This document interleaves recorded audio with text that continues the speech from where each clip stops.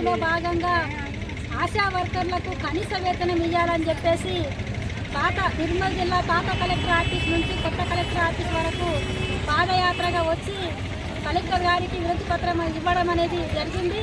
ఈ వినతి పత్రంలో ఆశా వర్కర్లకు ఈ రాష్ట్ర ప్రభుత్వం బడ్జెట్ సమావేశాల్లో కనీస వేతనం 18,000 ఇవ్వాలి, PAPSA సౌకర్యం కల్పించాలని, ప్రమాద బీమా సౌకర్యం కల్పించాలని చెప్పేసి మా సమస్యలను పరిష్కరించాలని చెప్పేసి కోరుతా ఉన్నాము. ఈ బడ్జెట్ సమావేశాల్లో మా సమస్యలు పరిష్కరించకపోతే రాబోయే కాలంలో మేము సమ్మె చేయడానికి కూడా సిద్ధంగా ఉన్నామని చెప్పేసి తెలియజేస్తున్నాము.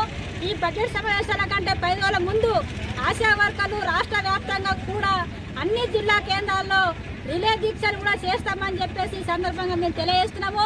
ఆశా వర్కర్లకు పనిని బట్టి పారదర్శకం అనే పేరు మీద అనేక టార్గెట్లు పెట్టి ఈరోజు స్కూటన్ టార్గెట్లు, ANC టార్గెట్లు, PNC టార్గెట్లు అని చెప్పేసి ఇబ్బంది పెడతా ఉన్నారు. ఈ ఇబ్బందులు పెట్టకుండా ఆశా వర్కర్లపై అధికారుల వేధింపులు కూడా ఆపాలని చెప్పేసి ఈ సందర్భంగా మేము తెలియజేస్తున్నాం.